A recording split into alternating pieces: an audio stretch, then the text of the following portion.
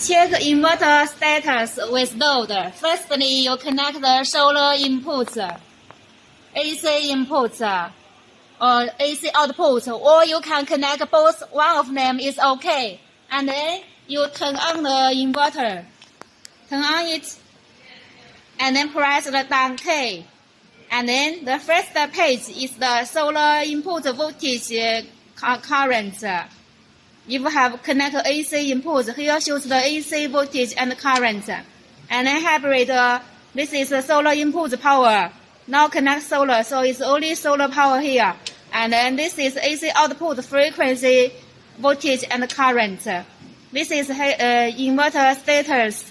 If you have all-in, here we show the all-in status. And auto level status. And this is air history. And this is the generator power and the running time. And this is the inverter version and serial ID. And then back. It's on working.